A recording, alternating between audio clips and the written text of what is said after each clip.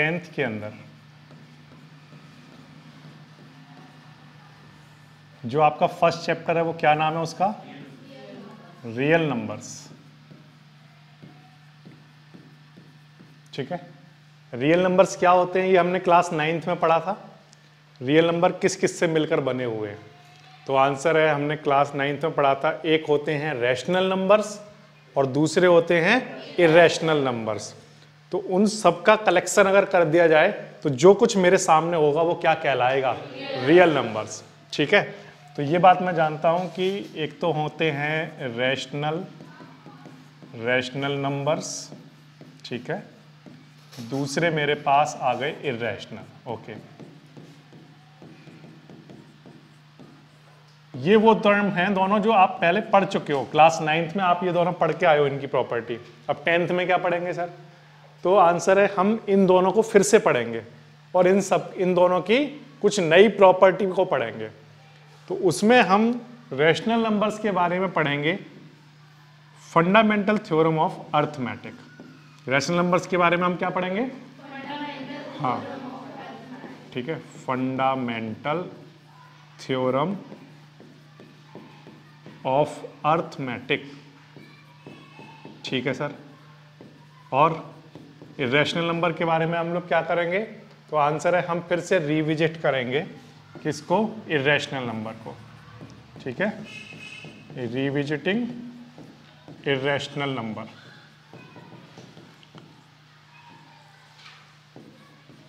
तो इसका मतलब ये है कि क्लास 10th की रियल नंबर के अंदर हमें सिर्फ और सिर्फ 2 टॉपिक पढ़ने हैं। सिर्फ 2 टॉपिक हम पढ़ लेंगे तो हमारा चैप्टर खत्म हो जाएगा। पहला टॉपिक कौन सा है? फंडामेंटल थ्योरम ऑफ अर्थमेटिक, और दूसरा revisiting irrational number. Irrational number के बारे में फिर से पढ़ना और उसमें नई तरह की प्रॉपर्टी पढ़ना उनके बारे में। ठीक है, ओके। तो सबसे पहले हम लोग स्टार्ट करते हैं फंडामेंटल थ्योरम ऑफ अर्थमेटिक से। देखो प्यारे बच्चों, फंडामेंटल थ्योरम ऑफ अर्थमेटिक पढ़ने से पहले मैं आपको कुछ 2 या 3 छोटी छोटी बातें बताऊंगा जो आपको पहले पता होनी चाहिए, फिर इसके बाद इस थ्योरम को पढ़ा जाना चाहिए। ठीक है, तो मैं कुछ छोटी छोटी चीजें इनको डिस्कस करता हूं। सबसे पहली चीज है प्राइम नंबर्स। ठीक है, सबसे पहला क्या? Prime numbers. ठीक है, प्राइम नंबर्स क्या होते हैं? तो हाँ, जो हमने हमेशा से डेफिनेशन ये पढ़ी है, जो या तो खुद से डिवाइड होते हैं या 1 से डिवाइड होते हैं, वो क्या कहलाते हैं? Prime number. ठीक है, तो मैं आपके सामने कुछ प्राइम नंबर लिख रहा हूं। तो जैसे मैंने लिखा 2 एक ऐसा नंबर है जो 2 से ही डिवाइड होगा या 1 से डिवाइड होगा, तो ये क्या है? एक प्राइम नंबर। सिमिलरली फिर 3, ठीक है, फिर इसके बाद 4 जो है वो तो 2 से भी डिवाइड होता है, 4 से भी होता है, 1 से भी होता है। ऐसे सारे नंबर जो सिर्फ या तो खुद से डिवाइड होते हैं या 1 से, वो प्राइम में आएंगे। तो 4 तो आएगा नहीं। ठीक है, अब इसके बाद 5, क्या 6 आएगा? क्यों नहीं आएगा? क्योंकि देखो 6 के तो सर कई सारे फैक्टर होंगे। मतलब देखो 6 का एक फैक्टर होगा 1। जब मैं कहता हूं फैक्टर तो इस बात का मतलब वो नंबर उसको क्या करता है? डिवाइड। ठीक है, जैसे मैंने कहा 6 का एक और फैक्टर है 2, तो 6 का फैक्टर है 2। इस बात का क्या मतलब हुआ कि 2 6 को क्या करता है? डिवाइड, पूरी तरह से डिवाइड करता है। ठीक है, अच्छा, इसके बाद 3 6 को डिवाइड करता है और 6 भी 6 को क्या करता है? तो ऐसे नंबर जिनके सिर्फ 2 ही फैक्टर हों, कौन कौन से? 1 and the number itself is known as prime number. फिर से प्राइम नंबर क्या होते हैं? ऐसे नंबर जिनके सिर्फ 2 ही फैक्टर होते हैं, 1 and the number itself is known as prime number. Example के लिए अगर हम इस 2 की बात करें तो इसका कौन कौन से फैक्टर हैं? एक तो 1 और एक खुद ये 2। अगर हम इस 3 की बात करें तो इसके 2 ही फैक्टर हैं, एक 1 और एक ये नंबर खुद से 3। ठीक है, तो क्योंकि ये जो नंबर है इसके 2 से ज्यादा फैक्टर हैं, अब एक तो खुद से भी डिवाइड हो रहा है, 1 से तो हो ही रहा है, इसके अलावा किसी और से भी हो रहा है, तो ये नंबर हमारा प्राइम नंबर नहीं है। क्लियर हो गई बात यहां तक? ठीक है, तो इसको मैं 6 को यहां से हटाता हूं। इसी तरह से प्यारे बच्चों जब आप आगे इस तरह से और ढूंढोगे, जैसे 7 आपको मिला तो 7 तो सिर्फ 7 से डिवाइड हो रहा है, 1 से हो रहा है, तो प्राइम नंबर में आ गया। 8 आपने देखा, अरे ये तो 4 से भी हो रहा है, 2 से भी हो रहा है, कई सारे नंबर से हो रहा है, तो ये प्राइम नहीं हो सकता। इस तरह से आप एक लिस्ट बना सकते हो प्राइम नंबर्स की। ठीक है, यहाँ तक क्लियर है बात? प्राइम नंबर क्या होते हैं, क्लियर हो गया माइंड में? ठीक है। अब इसके बाद नेक्स्ट दूसरे जो नंबर होते हैं वो हैं composite number. Composite number, composite number क्या होते हैं? तो आंसर है जो नंबर प्राइम नंबर नहीं है, या मुझे ऐसा कहना चाहिए ऐसे नंबर जिनके 2 से ज्यादा फैक्टर हैं, वो नंबर क्या कहलाते हैं? Composite numbers. ठीक है, जैसे एग्जांपल के लिए 4 के 2 से ज्यादा फैक्टर हैं या नहीं है? कौन कौन से? 1, 2 एंड 4। तो ये कैसा नंबर हुआ? कंपोजिट। ठीक है, 4 के बाद नेक्स्ट बताइए। 6 मिल गया sir. Next 8, next 9 etcetera and so on. ठीक है, यहां तक बात आ गई समझ में? बोर्ड पर जो ये 2 नंबर लिखे गए हैं, इन दोनों नंबर की कुछ खास बातें होंगी। अगर मैं आपसे पूछूं कि सबसे छोटा प्राइम नंबर कौन होता है? सबसे छोटा प्राइम नंबर कहां से स्टार्ट हुए? प्राइम नंबर 2 से स्टार्ट हुए, तो सबसे छोटा प्राइम नंबर कौन हुआ? 2। 1 नहीं, 1 प्राइम नंबर नहीं होता है, तो क्या कंपोजिट होता है? नहीं, 1 कंपोजिट नंबर भी नहीं होता है। क्लियर हो गई बात सबको? यहां तक क्लियर है? फिर से अगर मैं आपसे पूछूं कि सबसे छोटा प्राइम नंबर कौन सा है, तो आंसर क्या है? 2। अगर मैं आपसे ये पूछूं कि सबसे छोटा कंपोजिट नंबर कौन सा है, तो आंसर है 4। ये बात क्लियर है? यस। फिर इसके बाद अगर मैं आपसे ये पूछूं कि एक इवन प्राइम नंबर बताइए, even prime number, even prime number, even prime number क्या है? कई तो कह रहे हैं 6। अरे मैं प्राइम नंबर पूछ रहा हूं, प्राइम नंबर, प्राइम नंबर में कहीं 6 लिखा है क्या? नहीं। और इवन पूछ रहा हूं, इवन का मतलब तो समझते हो ना? इवन का मतलब जो 2 से डिवाइड हो जाता हो, है ना, वो क्या होता है? Even number. तो इनमें से जो इवन प्राइम नंबर है वो कौन है? 2। अब प्राइम नंबर की खास बात ये होती है कि आगे जाकर और कोई नंबर ऐसा नहीं मिलेगा जो प्राइम नंबर हो और इवन हो। समझ आ रही है बात? मतलब देखो 2 के बाद आगे भी प्राइम इवन नंबर आएंगे या नहीं आएंगे? आएंगे। 2 के बाद और भी बहुत सारे इवन नंबर होते होंगे, जैसे 4 क्या है? एक इवन नंबर, लेकिन वो प्राइम नहीं होगा। क्यों नहीं होगा? क्योंकि उसके 2 से ज्यादा फैक्टर होंगे। ठीक है, ये बात समझ में आ गई? फिर 4 के बाद जैसे 6 मिला, 6 के भी बहुत सारे फैक्टर होंगे, 8 के भी बहुत सारे होंगे, 10 के भी बहुत सारे, 12 के बहुत सारे। तो इसका मतलब सिर्फ 2 ही एक ऐसा नंबर है जो इवन भी है और प्राइम भी है।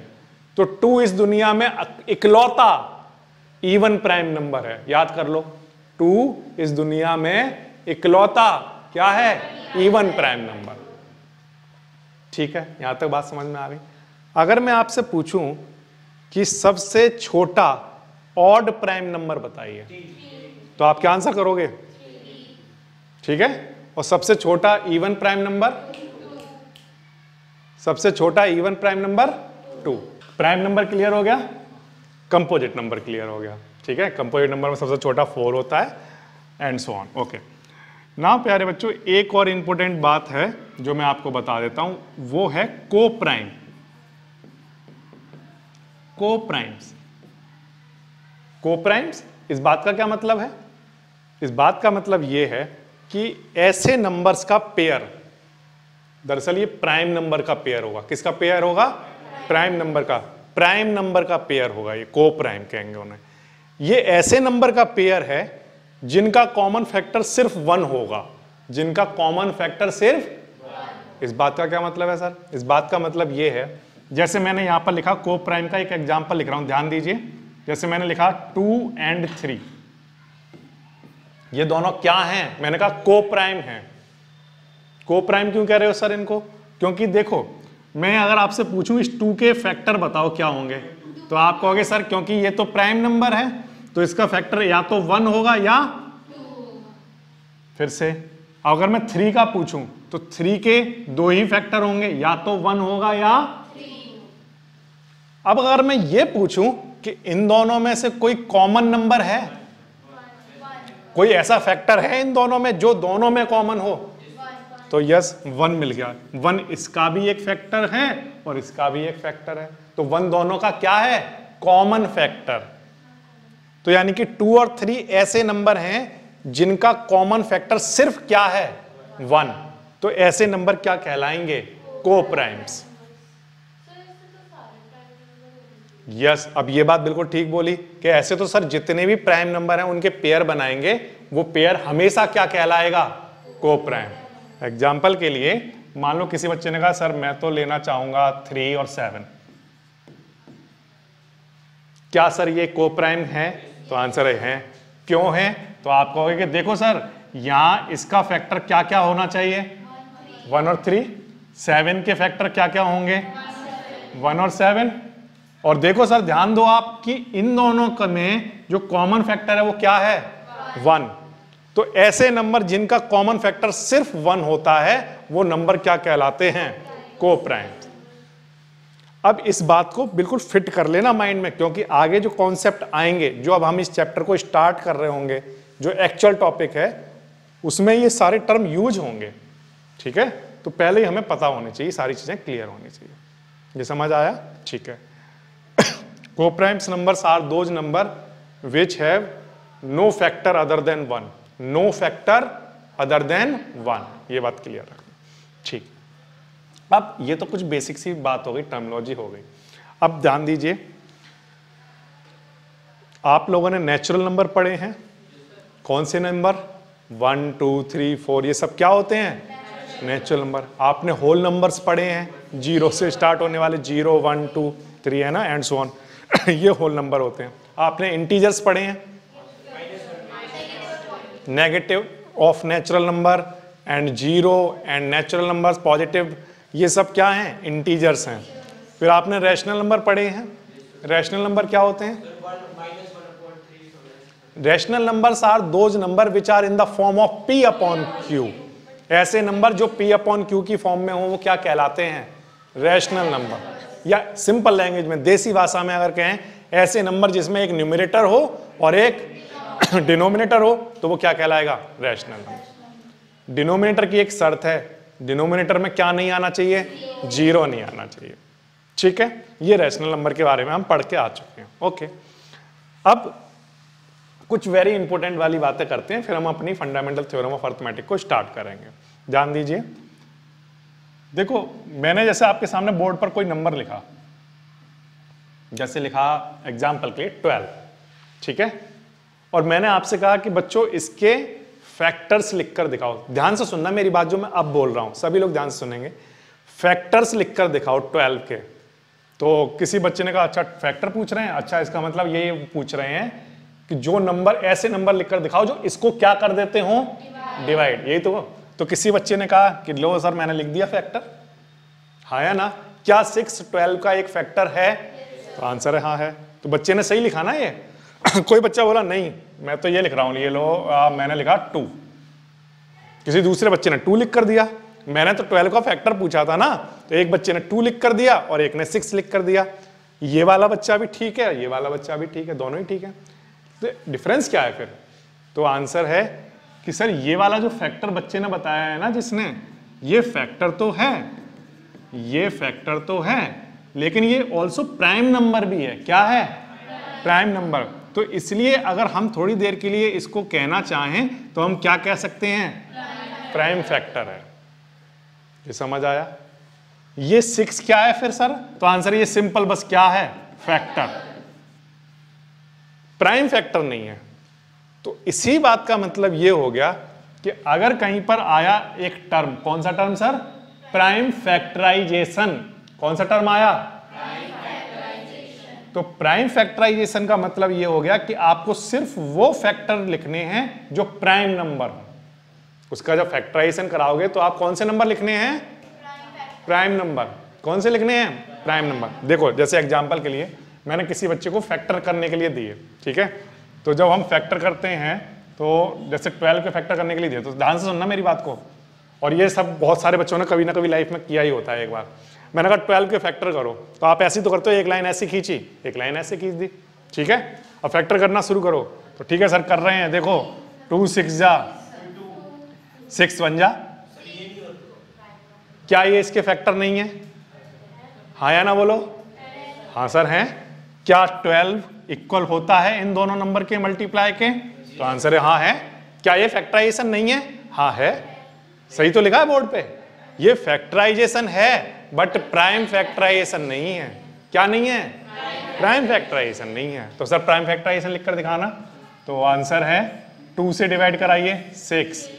अब जो मैं नंबर यूज करूंगा वो अगेन क्या होना चाहिए? प्राइम, प्राइम ही होना चाहिए, ठीक है। तो 2 से डिवाइड किया 3, और फिर 3 से यहां जितने भी नंबर यूज किए गए हैं वो सभी नंबर क्या हैं? Prime number, prime numbers. इसीलिए ये जो फैक्टराइजेशन है ये क्या कहलाएगा?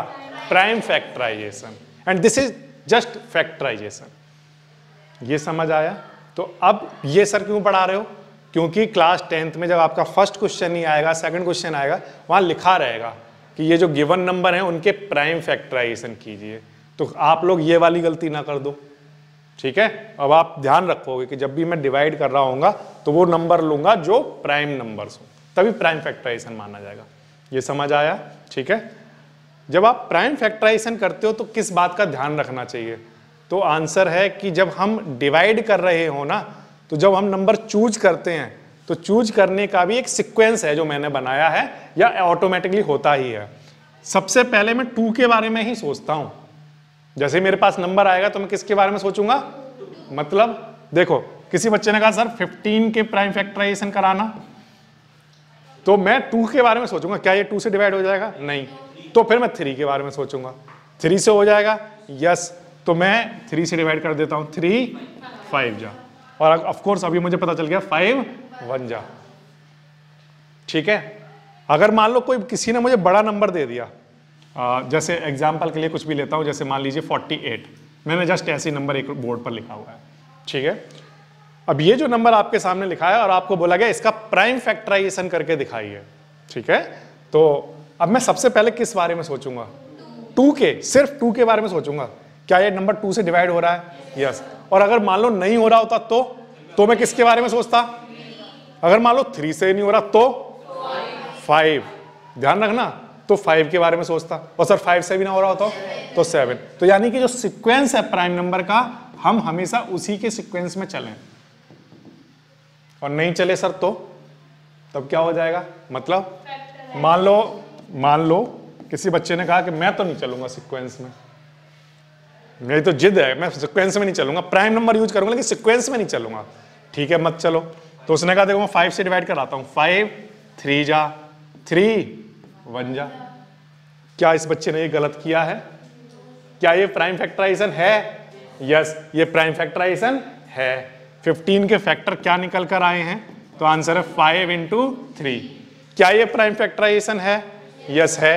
15 के फैक्टर क्या निकल कर आए हैं? 3 × 5। पहले 3 आया फिर 5 आया। क्या ये दोनों फैक्टराइजेशन ठीक है? तो आंसर है यस ठीक है। तो फिर डिफरेंस क्या है? तो आंसर है कि जो फैक्टराइजेशन किया गया था बस उनके ऑर्डर का चेंज है। बस किसका चेंज है? ऑर्डर का। इसके अलावा कोई चेंज नहीं है। पहले 5 और 5 × 3 लिखो या 3 × 5 लिखो, वो तो दोनों ही 15 होता है। ठीक है। तो अब मैं आपको आपकी क्लास 10th का पहला टॉपिक बताता हूं, वो है fundamental theorem of arithmetic. Fundamental theorem of arithmetic ये कहता है कि अगर आप किसी भी नंबर का मतलब किसी भी कंपोजिट नंबर का, मतलब ये 15 कैसा नंबर है? जो भी हम प्राइम फैक्टराइजेशन कराते हैं वो किसका कराते होंगे? कंपोजिट का ही तो कराओगे। अरे प्राइम नंबर का तो प्राइम फैक्टराइजेशन कराने की जरूरत ही नहीं है। क्यों? क्योंकि उनका तो एक 1 होगा और एक वो खुद होंगे, तो उसमें कराने की क्या जरूरत है? तो जब भी हम प्राइम फैक्टराइजेशन कराते होंगे तो किसका कराते होंगे? कंपोजिट नंबर का कराते होंगे। ये समझ आया? जैसे आप देख लो, जैसे 15 क्या है? Composite number. 48 क्या है? Composite number. 12 क्या है? Composite number. तो फंडामेंटल थ्योरम ऑफ अर्थमेटिक ये कहता है कि जब भी आप किसी कंपोजिट नंबर का प्राइम फैक्टराइजेशन कराएंगे तो वो यूनिक होगा। इस बात का क्या मतलब है यूनिक होगा? इस बात का मतलब ये है कि आप 15 के फैक्टर कराएंगे तो जो नंबर आ रहे हैं उसमें वो यूनिक होंगे। मतलब जैसे 15 का फैक्टर कराया तो क्या आया 3 और 5, बस ऑर्डर आगे पीछे हो सकता है। क्या आगे पीछे हो सकता है? ऑर्डर आगे पीछे हो सकता है। जैसे 15 के फैक्टर कराए तो अगेन फिर से जब सोचोगे तो नंबर कौन कौन से आएंगे इसमें? सिर्फ 5 एंड 3, बस क्या आगे पीछे हो सकता है? ऑर्डर, ऑर्डर आगे पीछे हो सकता है। This is what we called fundamental theorem of arithmetic, जो मैंने अभी अभी आपको बताई है। क्या कहती है फंडामेंटल थ्योरम ऑफ अर्थमेटिक? वो कहती है कि जब आप किसी भी नंबर का प्राइम फैक्टराइजेशन कराते हो, किसी भी नंबर मतलब जब भी मैं किसी भी नंबर को, आप सोचना कंपोजिट नंबर, कि जब आप किसी कंपोजिट नंबर का प्राइम फैक्टराइजेशन कराते हो तो वहां जो नंबर्स आते हैं वो नंबर्स कैसे होते हैं? यूनिक। यूनिक कैसे होते हैं? यूनिक होते हैं, बस उनका ऑर्डर क्या हो सकता है? चेंज हो सकता है। उससे हालांकि कोई फर्क नहीं पड़ता, फैक्टराइजेशन हमेशा यूनिक रहेगा। ये समझ आया? ठीक, तो ये बात सर लिखी कहाँ है हमारी बुक के अंदर? तो इसका आंसर ये है कि पेज नंबर है 3, न्यू एनसीईआरटी के अंदर पेज नंबर है 3 और वहां पर है थ्योरम नंबर 1.1। क्या कहता है थ्योरम नंबर 1.1? तो ये कहता है every composite number can be expressed, express का मतलब factorize, as a product of primes. जितने भी कंपोजिट नंबर हैं उन्हें एक्सप्रेस किया जा सकता है as a product of prime. मतलब करके दिखाना सर। देखो 12 है ना, 12 को हम लिख सकते हैं क्या? 2 × 2 × 3। तो ये क्या है? 12 एक कंपोजिट नंबर, ठीक है। ये क्या है? ये क्या लिखा हुआ है बोर्ड पर? Product of prime. ये क्या लिखा हुआ है? Composite number. ये क्या लिखा हुआ है? Product of prime. तो थ्योरम क्या कह रही है कि जितने भी कंपोजिट नंबर हैं उनको एक्सप्रेस किया जा सकता है, उनको फैक्टराइज किया जा सकता है as a product of primes. फिर आगे भी उन्होंने एक लाइन लिख कर दिया, उसको पढ़ोगे तो आपको समझ आ जाएगा। क्या बोला है? And this factorization is unique. ये फैक्टराइजेशन कैसा है? यूनिक। यानी कि ऐसा नहीं है कि आज 12 का फैक्टराइजेशन कर रहे हो तो नंबर आए 2, 2, 3, कल किया तो कुछ और आए, नहीं, ऐसा नहीं होगा। कभी भी निकालोगे ये जो नंबर्स आए हैं ये कैसे हैं? फिक्स हैं, वो यूनिक ही रहेगा। Apart from the order in which the prime factor occurs, यहां पर जो ऑर्डर है वो आगे पीछे हो सकता है, लेकिन ये जो फैक्टराइजेशन किया गया ये कैसा होगा? यूनिक रहेगा। ठीक है, क्लियर हो गई बात? ओके, तो आपको ना क्या करना है, आप अगर ध्यान दें पेज नंबर है 5 न्यू एनसीईआरटी में और एक्सरसाइज है 1.1। उसमें आपको फर्स्ट क्वेश्चन के अंदर बोला गया है express each number as a product of prime factors. 140 कैसा नंबर है? कंपोजिट है कि प्राइम है? कंपोजिट है, ठीक है। 140 के प्राइम फैक्टर करने हैं, ठीक है। तो चलो करवाओ। सबसे पहले 2 से के बारे में सोचो। 70, फिर 2 से कर दूं, क्योंकि जब मैंने पहली बार 2 से डिवाइड किया तो मैंने यही तो सोचा था क्या ये 2 से डिवाइड हो जाएगा, तो आंसर हाँ हो गया। अब मेरा फिर से यही सोचूं क्या ये 2 से डिवाइड हो जाएगा, हाँ हो जाएगा। अगर नहीं होता तो मैं नेक्स्ट नंबर ट्राई करता, जो नेक्स्ट का मतलब 3 से ट्राई करता, फिर 5 से, फिर 7 से, ठीक है। अभी 2 से करेंगे तो कितना? अब फिर से मैं 2 से सोच रहा हूं, 2 से तो मुझे पता है नहीं होगा, 3 से नहीं होगा, तो अब किससे करेंगे? 5 से। 5 से कराया, 7 और फिर 7 से कराएंगे, ठीक है। तो 140 के जो प्राइम फैक्टराइजेशन आया वो आया 2 × 2 × 5 × 7, ठीक है। ये आया यहां तक, ठीक है, कोई दिक्कत नहीं। इसी प्राइम फैक्टराइजेशन को जो प्रोडक्ट है, अगर इसमें कुछ नंबर रिपीट हो रहे हो तो अगर हम चाहें तो उनको उनकी पावर की फॉर्म में भी लिख सकते हैं। मतलब जैसे यहां पर 2 2 बार आ रहा है तो हम इसे लिख सकते हैं 2 की पावर 2 × 5 × 7, ठीक है। This is the prime factorization of given number. Okay, एक एग्जांपल और लेते हैं। जैसे एग्जांपल के लिए एक और नंबर 156, ठीक है, ध्यान दीजिए 156 का करा दोगे, ठीक है कराइए 156। तो आंसर है सर, सबसे पहले 2 से बारे में सोच रहे हैं, 2 से कराइए 72, पहले तो 7 से किया 78, कितना 78, फिर इसके बाद नेक्स्ट 2 से कराऊंगा, फिर से 2 3 जा और फिर 9 जा। अब 2 से तो होगा नहीं तो 3 से कराऊंगा, 3 1 जा फिर 3 3 जा, और 13 एक प्राइम नंबर है, ठीक है। तो यहां पर क्या आंसर आया, 2 × 2 × 3 × 13, या हम इसे लिखना चाहें, अगर लिखना चाहें तो इसको ऐसे लिख सकते हैं। ये समझ आया, आसान है, कर पाओगे, ठीक है। तो अब हम अपनी नोटबुक में सबसे पहले अगर क्लास 10th में न्यू सिलेबस के अकॉर्डिंग अगर लिखें तो क्या लिखें, तो आंसर है सबसे पहले तो बच्चों को हेडिंग डालनी चाहिए fundamental theorem of arithmetic, fundamental theorem of arithmetic, सबसे पहले तो ये लिखना चाहिए, ठीक है सर। फिर इसके बाद क्या लिखें, तो आंसर सबसे पहले अपनी नोटबुक में साफ साफ सुंदर सुंदर राइटिंग में जो थ्योरम नंबर 1.1 है उसका स्टेटमेंट लिखें, ठीक है। 3825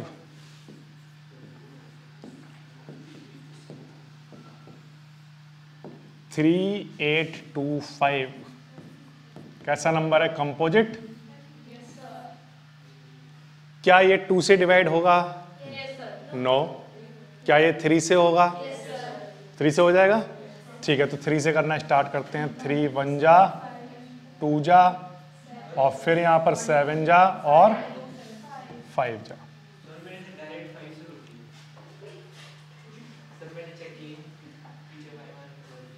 फिर इसके बाद फिर से 3 से हो जाएगा, तो फिर से 3 से कर देते हैं, 4 जा 2 जा और 5। अब ये 3 से नहीं होगा तो 5 से कर दूं, ठीक है। 5 से करो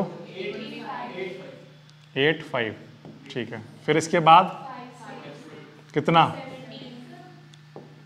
17, और 17 अपने आप में एक प्राइम नंबर है, ठीक है।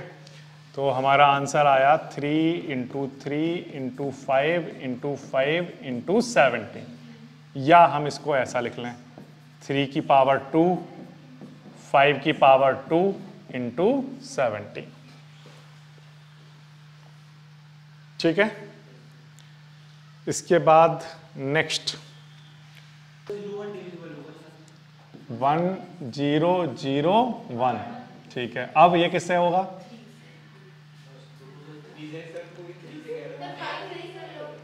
देखो एक बात ध्यान रखो, क्या बात ध्यान रखें, अगर पहले ही बार में अगर 3 से डिवाइड नहीं हुआ था तो आगे जाके कहीं 3 से डिवाइड नहीं होगा, क्लियर रखना ये बात, हाँ ठीक है। किससे करोगे, जब आप चेक करते हो 2 से 3 से 5 से 7 से फिर इसके बाद 11 से, किससे, तो जब मैं 11 से इसको डिवाइड कराता हूं तो ध्यान दीजिए 11 से अगर मैं कराऊं तो यहाँ कितना आएगा, बोलो 11 से, सॉरी यहाँ पर कितना 9, तो कितना बचेगा 1 1, ये ठीक है। अब नेक्स्ट नंबर जो अगर हम देखें तो ये किससे हो जाएगा, तो इसका मतलब ये 7 से भी हो रहा होगा, किससे हो रहा होगा, तो यानी कि 5 के बाद आपको नेक्स्ट नंबर जो सोचना चाहिए था वो किससे, 7 से डिवाइड करके। लेकिन सर अगर हमने बाद में सोचा तो तब क्या करें, तो ध्यान दो घबराने की जरूरत नहीं है उसमें भी। मान लो आगे पीछे हो गया 13 से, जैसे आपने कहा तो 13 से, जैसे मान लो आपने कहा अच्छा ये तो 7 से भी हो जाता है ना, फिर ये 13 से हो जाता। अब ये वाला तो सर गड़बड़ हो गया, तो ये वाला काम तो रफ वाला है, ये जो काम हम करते हैं ये कौन सा वाला है, रफ वर्क है। हमें तो जब लिखना होगा तब हम उसको क्या लिख लेंगे, 5 × 7 × 11 × पहले 5 फिर 7 फिर 11 और 13। और फंडामेंटल थ्योरम ऑफ अर्थमेटिक तो कहती ही यही है कि ऑर्डर जो है वो आगे पीछे हो सकता है लेकिन फैक्टराइजेशन के जो नंबर हैं वो यूनिक रहेंगे, वो हमेशा वही रहेंगे। देखो प्यारे बच्चों 5th पार्ट कौन सा, 7 क्या है 7429 करवाओ, इसका क्या बनेगा 7429 का। सबसे पहले जो ये जाएगा ना, जब आप चेक करते जाओगे तो 17 से जाएगा, ठीक है।